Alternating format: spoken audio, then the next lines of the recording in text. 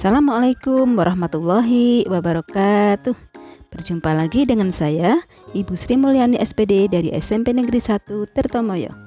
Kali ini kita akan melanjutkan materi IPS kelas 8 semester 2 dengan tema Kondisi Masyarakat Indonesia pada Masa Penjajahan. Adapun tujuan pembelajaran kita adalah yang pertama, mampu menjelaskan kondisi rakyat Indonesia akibat monopoli perdagangan VOC. Yang kedua, mampu menjelaskan kondisi rakyat akibat tanah paksa atau kerja rodi pada masa Dendles. Kemudian, tujuan pembelajaran yang ketiga adalah mampu menjelaskan kondisi rakyat akibat sistem sewa tanah pada masa Raffles. Dan yang keempat, mampu menjelaskan kondisi rakyat akibat sistem tanah paksa pada masa Van den Bosch. Baiklah anak-anak, sekarang kita akan mulai pembahasan materi yang pertama, yaitu tentang monopoli dagang oleh VOC. VOC berusaha menguasai perdagangan di Indonesia dengan mewajibkan rakyat Indonesia menjual hasil panen kepada VOC. Monopoli dagang oleh VOC berjalan dengan lancar karena adanya hak istimewa VOC yang disebut dengan hak oktroy. Apa sajakah hak oktroy itu? Hak oktroy itu ada 9. Yang pertama, hak monopoli perdagangan. Yang kedua, hak mencetak dan mengeluarkan uang. Yang ketiga, hak mengangkat dan memberhentikan pegawai. Yang keempat, hak mengadakan perjanjian dengan raja-raja. Kemudian, yang kelima adalah hak memiliki tentara sendiri. Yang keenam, hak mendirikan benteng. Yang ketujuh, hak menyatakan perang dan damai. Yang kedelapan, hak mengangkat dan memberhentikan penguasa setempat. Dan yang kesembilan adalah hak menjalankan kekuasaan kehakiman. Kemudian, dalam upaya mengawasi pelaksanaan monopoli, VOC mengadakan pelayaran hongi di Maluku, yaitu patroli dengan perahu kora-kora yang dilengkapi dengan senjata. Silakan kalian bisa mengamati gambar perahu kora-kora yang digunakan oleh VOC untuk mengawasi jalannya monopoli perdagangan. Kemudian, apabila ditemukan pelanggar dalam monopoli perdagangan, maka mereka akan mendapatkan hukuman yang disebut dengan ekstirpasi, yaitu pemusnahan tanaman rempah-rempah milik petani. Dengan demikian, monopoli perdagangan jelas sangat merugikan rakyat Indonesia karena mereka terpaksa menjual hasil bumi dengan harga sangat rendah, meski di tempat lain mereka bisa menjual dengan harga yang lebih tinggi. Setelah hampir 2 abad berkuasa, pada tanggal 31 Desember 1799 VOC dibubarkan karena berbagai sebab, yaitu yang pertama, banyaknya pegawai tinggi VOC yang korupsi. 2. VOC banyak menanggung hutang untuk biaya ekspansi dagang. Kemudian yang ketiga, serangan terhadap kapal VOC oleh armada kapal milik Eropa. Berikut beberapa tokoh VOC.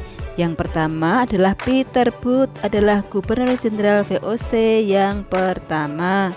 Kemudian J.P. Kuhn, dia merubah nama Jayakarta jadi Batavia dan menjadikannya sebagai pusat pemerintahan. Kemudian kita lanjut ke materi berikutnya, yaitu kerja paksa atau kerja rodi pada masa Dendles, yaitu kerja paksa tanpa upah untuk membangun berbagai fasilitas demi kepentingan kolonial Belanda. Antara lain, yang pertama, membangun jalan dari Anyar sampai Panarukan. Yang kedua, membangun pabrik senjata di Semarang dan Surabaya. Yang ketiga, membangun pangkalan armada di Anyer dan Panarukan. Akibat kerja rodi bagi rakyat Indonesia adalah rakyat Indonesia semakin sengsara, ribuan penduduk meninggal baik karena kelaparan maupun karena sakit yang dideritanya. Baiklah, mari kita lanjutkan ke pembahasan berikutnya, yaitu tentang pelaksanaan sistem sewa tanah ketika Indonesia berada di bawah kekuasaan Inggris. Pada masa Gubernur Jenderal Thomas Stamford Raffles, dia melaksanakan kebijakan yang dikenal dengan istilah sistem sewa tanah. Adapun sistem sewa tanah atau land rent yang diterapkan di Indonesia memiliki beberapa ketentuan, antara lain: 1. Petani harus menyewa tanah meskipun dia adalah pemilik tanah tersebut. 2. Harga sewa tanah tergantung kepada kondisi tanah. Yang ketiga, pembayaran sewa tanah dengan uang tunai. Dan yang keempat, bagi yang tidak memiliki tanah dikenakan pajak kepala. Bagaimanakah pengaruh kebijakan sistem sewa tanah bagi rakyat Indonesia? Pengaruh sewa tanah bagi rakyat Indonesia jelas sangat memberatkan karena rakyat dianggap tidak memiliki tanah. Hasil sewa tanah pun tidak digunakan seluruhnya untuk kemakmuran rakyat. Apakah pelaksanaan sistem sewa tanah mengalami keberhasilan? Ternyata sistem sewa tanah di Indonesia mengalami kegagalan karena berbagai sebab. Yang pertama, sulit menentukan besar kecilnya pajak. Yang kedua, sulit menentukan luas dan tingkat kesuburan tanah. Yang ketiga, keterbatasan jumlah pegawai. Dan yang keempat, masyarakat desa belum mengenal sistem uang. Baiklah anak-anak, kita lanjutkan tentang kebijakan pemerintah kolonial berikutnya, yaitu pelaksanaan sistem tanam paksa atau Kulturstelsel oleh Van den Bosch.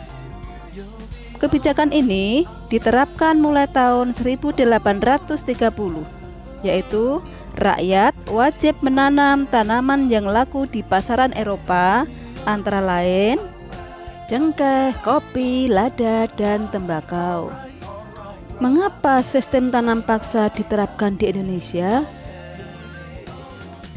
Sebab pelaksanaan sistem tanam paksa di Indonesia: yang pertama, kas negara kosong karena untuk membiayai perang Diponegoro.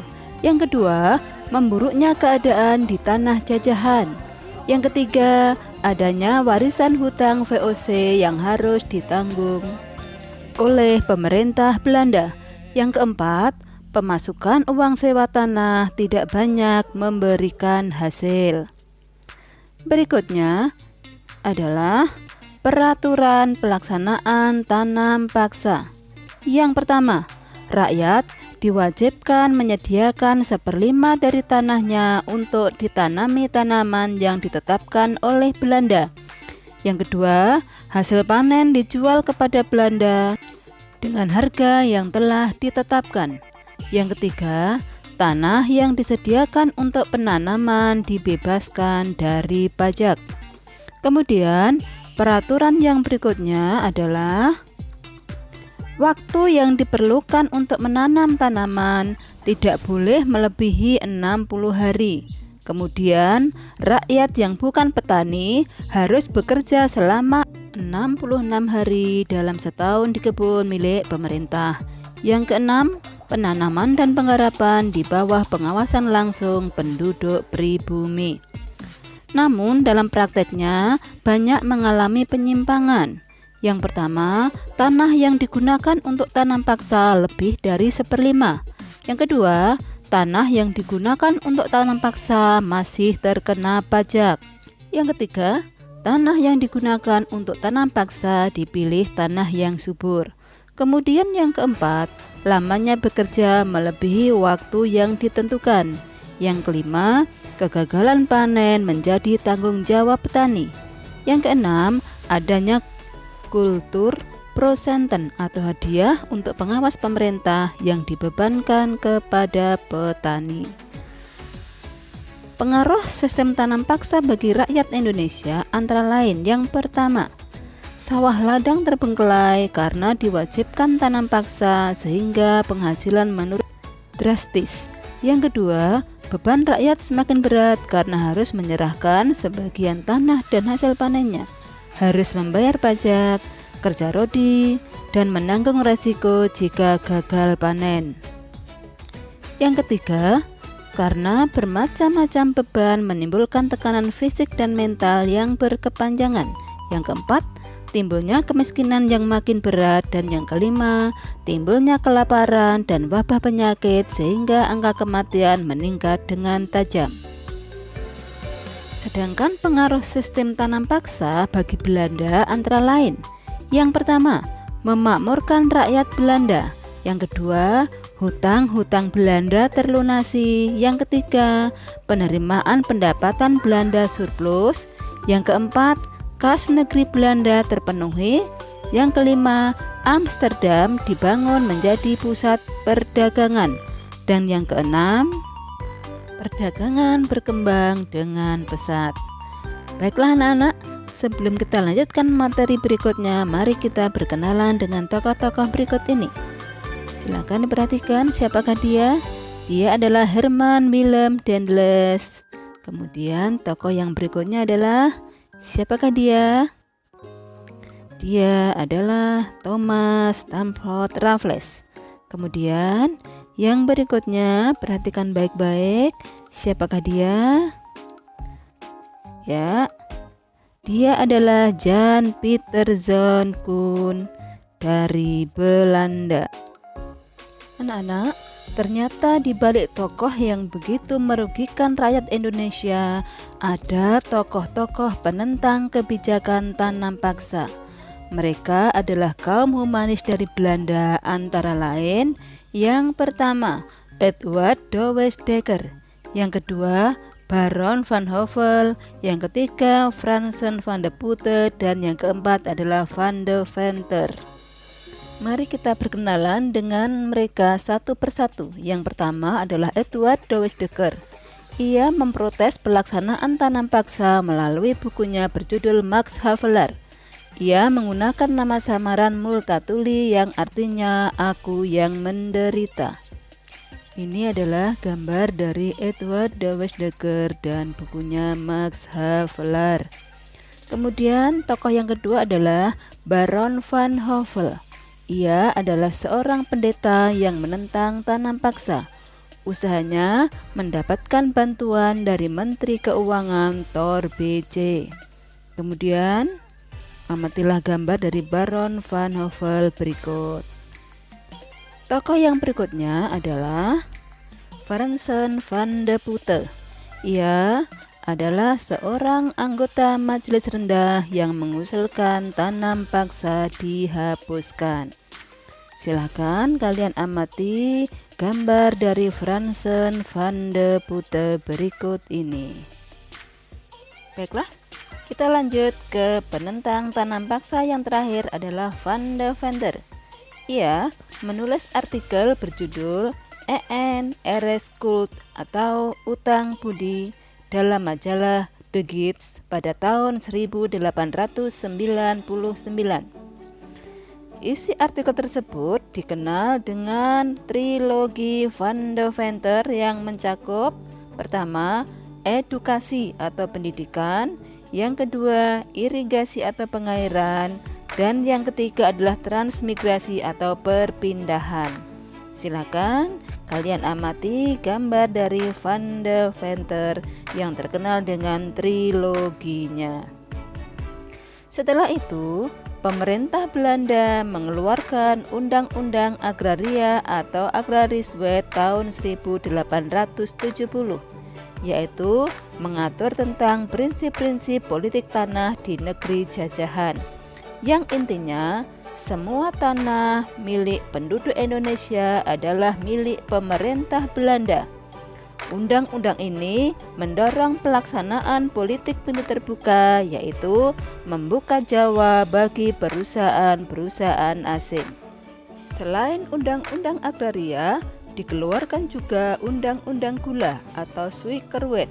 Tujuannya adalah memberikan kesempatan yang lebih luas kepada pengusaha perkebunan gula. Pelaksanaan politik pintu terbuka yang diharapkan bisa memperbaiki kesejahteraan rakyat justru membuat rakyat makin menderita. Eksploitasi terhadap sumber daya pertanian maupun tenaga manusia semakin hebat. Berikut adalah gambar-gambar betapa menderitanya rakyat Indonesia pada masa penjajahan.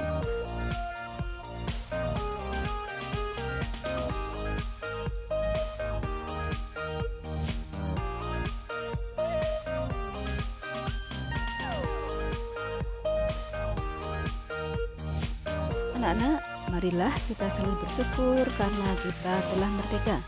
Sebagai tugas mandiri kalian, kemukakanlah pendapat kalian bagaimanakah kita harus mensyukuri kemerdekaan ini. Baiklah anak-anak, untuk materi kali ini cukup sekian. Terima kasih atas perhatiannya. Assalamualaikum warahmatullahi wabarakatuh.